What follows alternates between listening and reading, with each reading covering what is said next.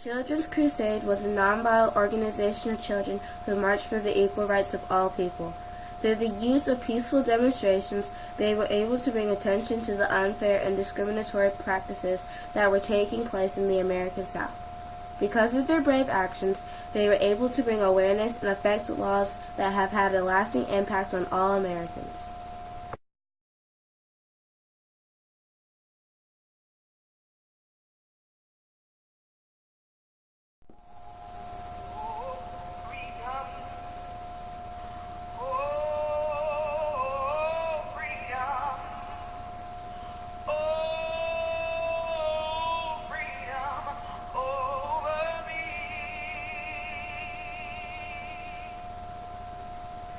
The signing of the Emancipation Proclamation in 1863 freed the millions of slaves who had been living under the crippling chains of bondage for nearly 400 years and gave them hope of a new beginning.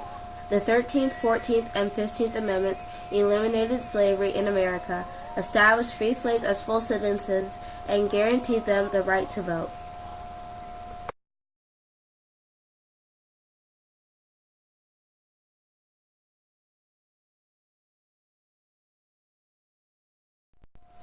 But by 1870, African Americans were granted no protection by the federal government, and terror organizations like the Ku Klux Klan and Jim Crow laws became the greatest threats to African Americans' ability to enjoy this newfound freedom.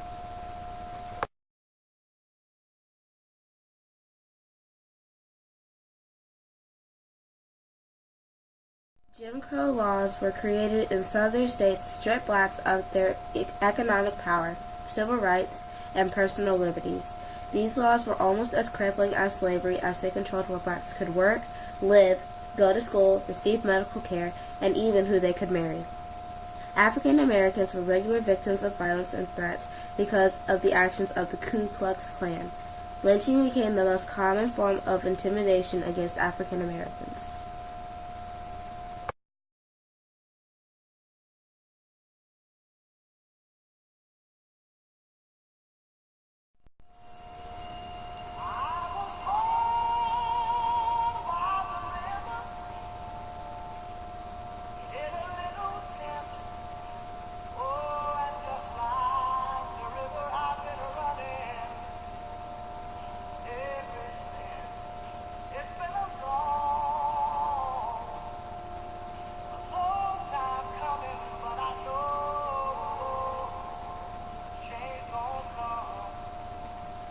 Although the NAACP was founded in 1910, it wasn't until the 1940s that changes in civil rights began to take place in America.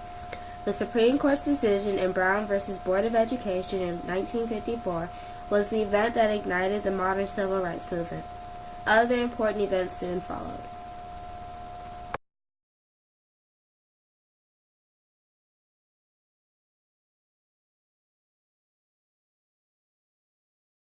In 1963, under the leadership of Dr. Martin Luther King Jr., it was decided that Birmingham, Alabama would be the battlefield for the civil rights movement. Birmingham was considered the most segregated city in the country. Dr. King was arrested for violating a restraining order against protesting. While Dr. King was in jail, he wrote letters from Birmingham jail to white bishops and reverends in response to their criticism of his actions in Birmingham.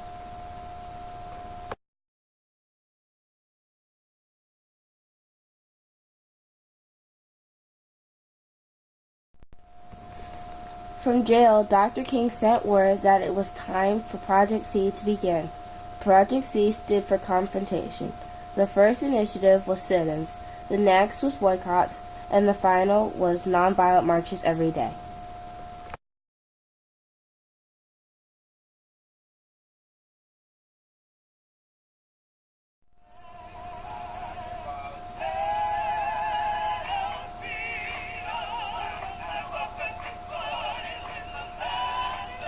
James Babel worked closely with Dr. King. He would attend mass meetings at 16th Street Baptist Church and discuss issues of segregation with the children and teenagers. Like their parents, students were tired of racial injustices. Students were also motivated to participate because they wanted access to opportunity. Civil rights activist Dorothy Cotton assisted James Bevel in forming the Birmingham Children's Crusade. Thousands of students from Birmingham and neighboring cities and countries came to participate.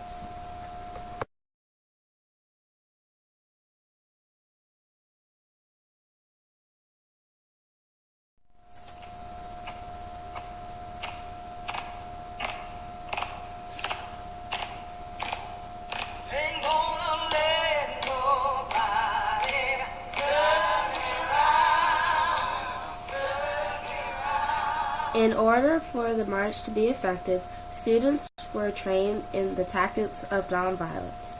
Students were taught how to picket, how to stage a sit-in, and how to march.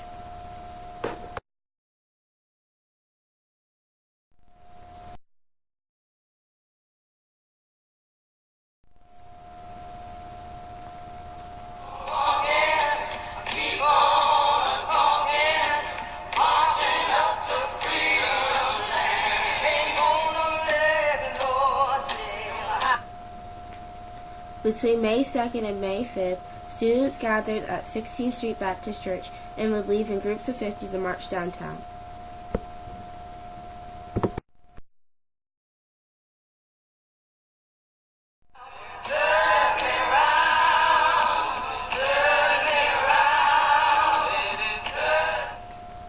Because of the serious threat of violence, they were taught what to do during an arrest and how to defend against a physical attack.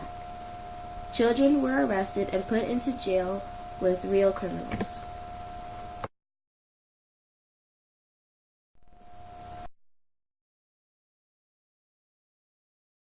A special powerful nozzle had been fitted on fire hoses that were used to spray the children down.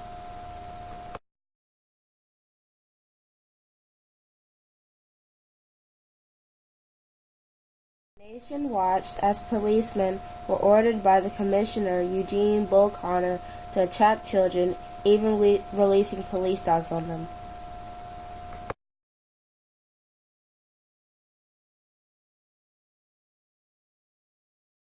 Letters of concern from across the nation flooded the office of the president.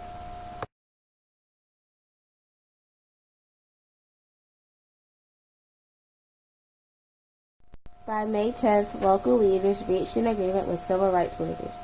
A list of desegregation policies was created that were to be honored by business owners and implemented within 30 days.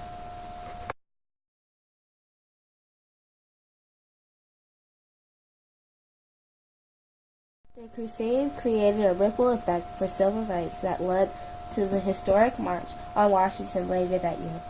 It also paved the way for President Kennedy to introduce civil rights legislation.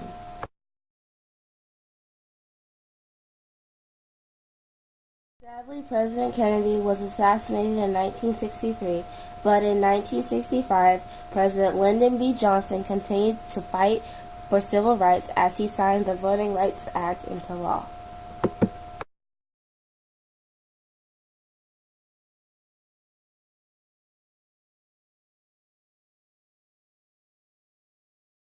By taking a stand against the injustices of segregation, the brave children who participated in the Birmingham Crusade of 1963 awakened the conscience of America and created a pathway for civil rights leaders and politicians to work together to create a legislation to protect the rights of all the nation's citizens.